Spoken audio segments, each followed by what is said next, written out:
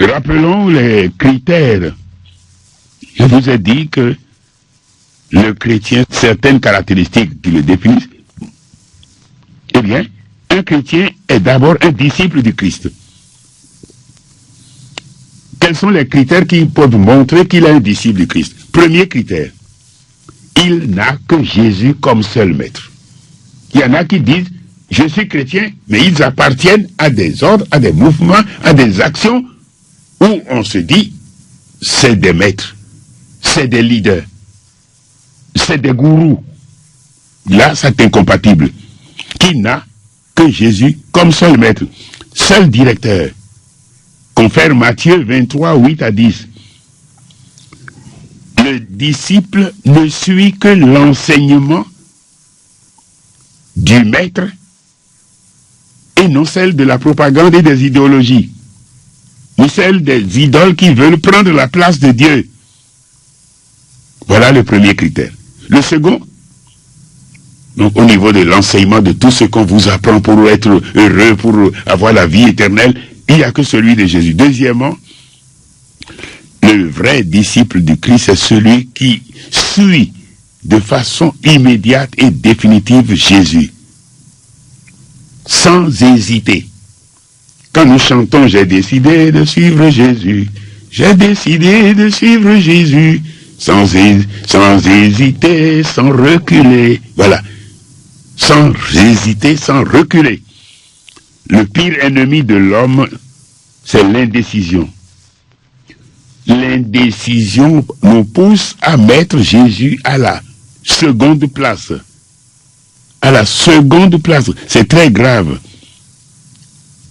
L'association qui est des gens, avec des gens qui mettent Jésus en seconde place, on est dans un mouvement, dans un groupe, dans une association, mais ce n'est pas Jésus qui est le premier maître.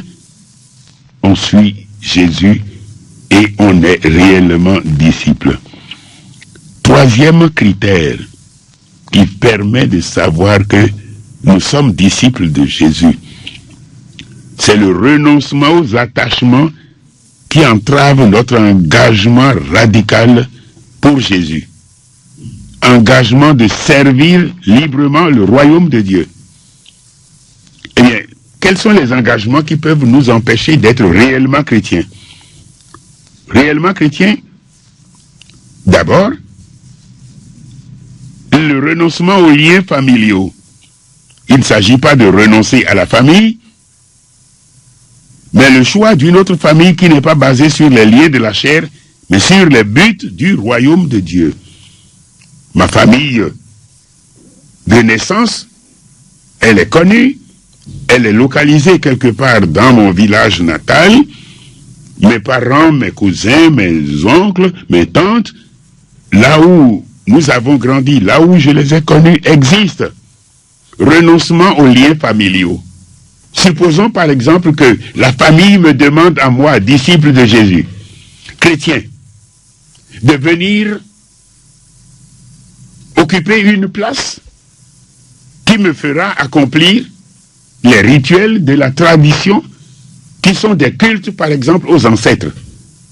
Dans notre pays, on dit souvent qu'il faut être dans telle ou telle famille et que c'est un devoir qui est aussi important que d'aller à la messe ou de suivre Jésus. Mais je m'inscris en faux pleinement. Je le fais d'autant plus que moi qui vous parle, des gens ont eu à prétendre que même dans ma famille, j'ai été d'A. J'en profite pour démentir cela formellement. Nous avons des mouvements qui nous montrent l'importance de l'inculturation. Eh bien, je suis un chrétien, mais je suis chrétien aussi dans ma famille. Et je serai témoin là de qui? Pas des ancêtres. Je suis témoin du Christ. Et dans le même mouvement de ma fidélité au Christ, je dois aimer les miens. Je ne les rejette pas. Je ne les mets pas à l'écart. Mais je ne ferai pas ce qui va mettre en cause ma qualité, mon devoir, mon identité de chrétien. Quoi, par exemple? Dans des rencontres de famille, que je présidais en vertu de mon âge, c'est pas en vertu de mon siège de Daha. J'arrive à une réunion un jour, celui qui était le mythos, c'est l'homme traditionnel. Bon, mais je demande, mais qui est cet homme-là? Parce qu'il y a un là que je ne connaissais pas. On me dit, le mythos me dit, c'est le devin, le prêtre du Fa, le Bokonon. Je lui pose la question, mais qui l'a invité? Il me dit que c'est lui. Je dis, pourquoi faire? Il me dit, c'est pour nous éclairer. Alors, je dis, s'il est là, moi, je ne peux pas rester là. Mais que Dieu nous a donné une intelligence pour étudier nos problèmes. Si les ancêtres n'ont pas pu régler les problèmes avant de partir vers Dieu, ce n'est pas le Bokono qui va me dire comment il faut le faire. Ah, le mython me regarde et me dit, mais dans ce cas-là, qu'est-ce qu'on fait? Mais j'ai dit, mais tu l'as fait venir. Donne-lui quelque chose et qu'il se reparte. Et nous commencerons la réunion. Ma réaction n'est pas un rejet, mais c'est un respect. Je respecte alors qu'il me respecte aussi. Les miens vont être éclairés par les motivations qui me poussent à prendre position. Un autre exemple. Je prends conscience que je suis chrétien.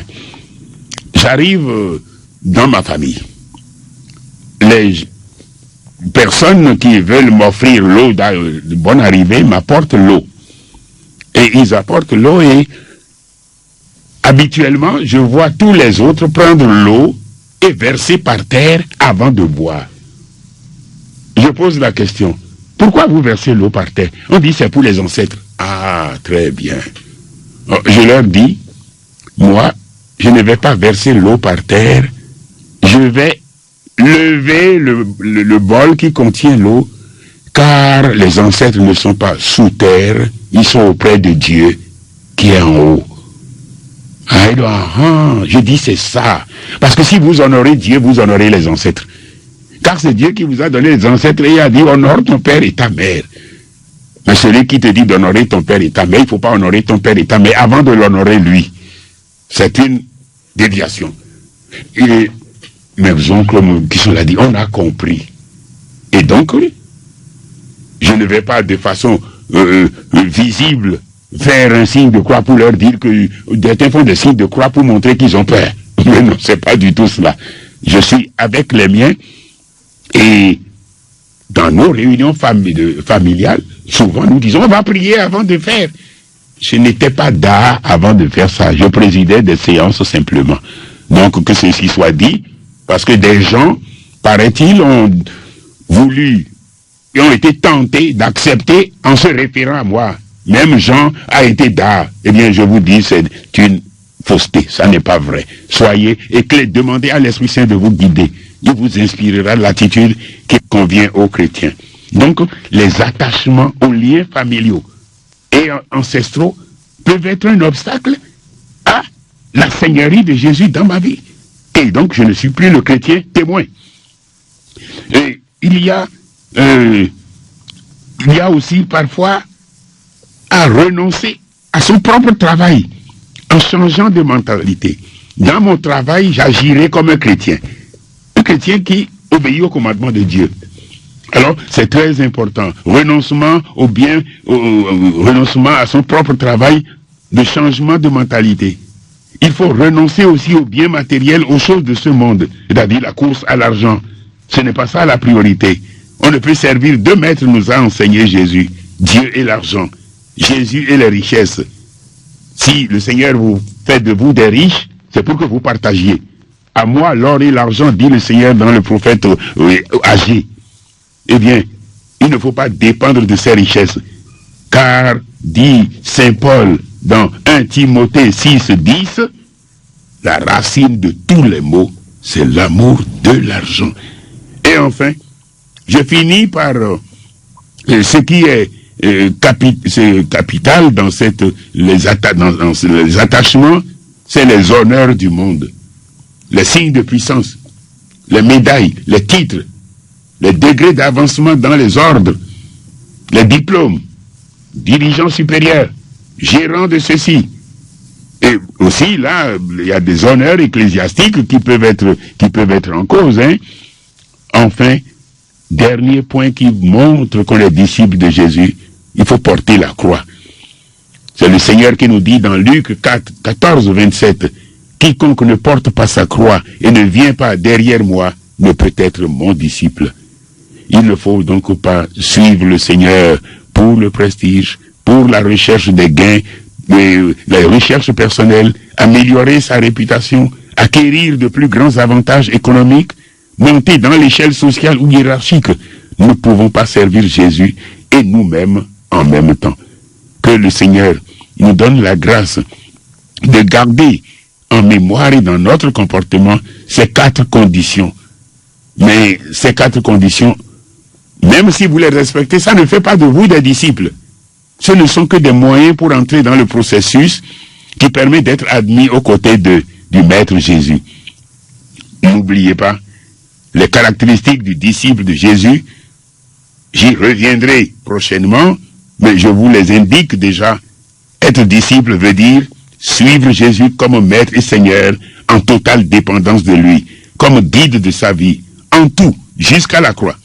2. Se détourner du mal pour le bien. Opter pour la lumière contre les ténèbres du péché et de l'égoïsme.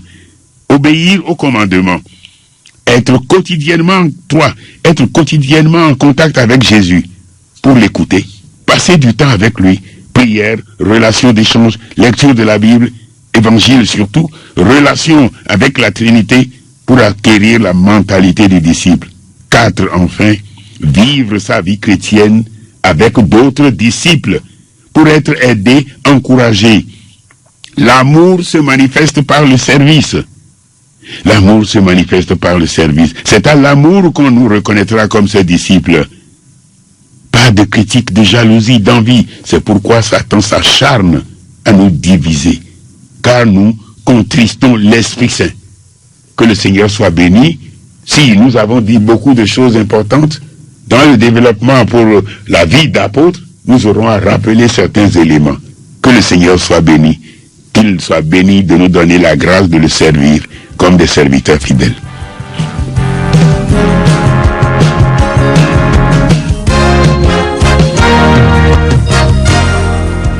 Toi qui cherches, Jean Pierre.